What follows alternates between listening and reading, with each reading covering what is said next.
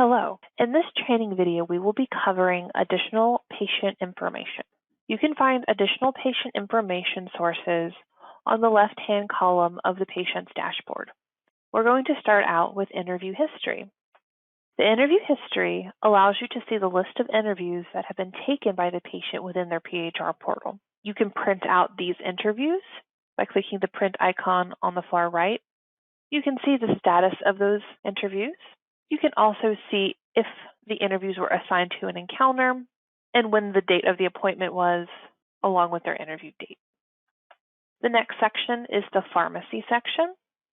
The pharmacy section allows you to compile a list of the preferred pharmacies of the patient. You can add a pharmacy by clicking the plus button in the upper right corner.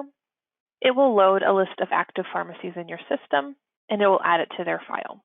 If the patient no longer uses this pharmacy or changes pharmacies or something to that effect where they no longer want to have this in their file, simply click the X button on the far right to deactivate it.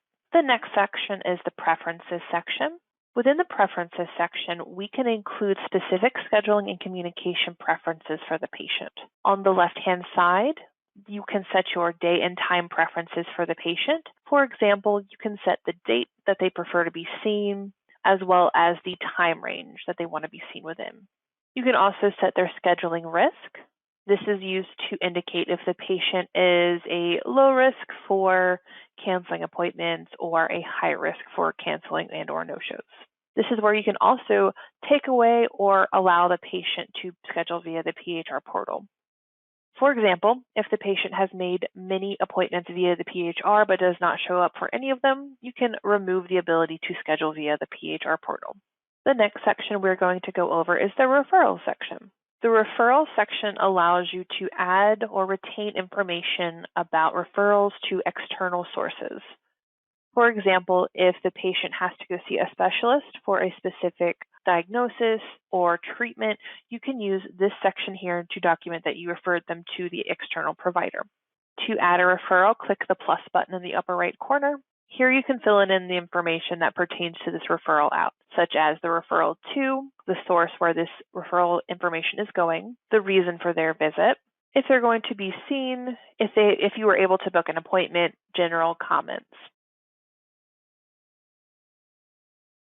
Once you have clicked the Add button, you open up a couple other sections. You can now generate a transition of care document, and you can also add any response information such as response date, response comments, upload or scan any documents in reply to that response. We're going to click Save again, and it's going to pop us back to our listing.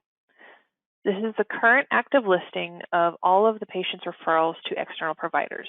You can choose to click the inactive bubble at the top to see anything that's inactive, or all to see all of them together in one listing. To remove a referral, click on the red X button on the right-hand side. This will pop it to the inactive status, showing that it was once part of the system, but that it is no longer. It is in the inactive status. This concludes our training video on additional patient information sections. Please remember to use our knowledge base and contact us for any additional assistance. Thank you.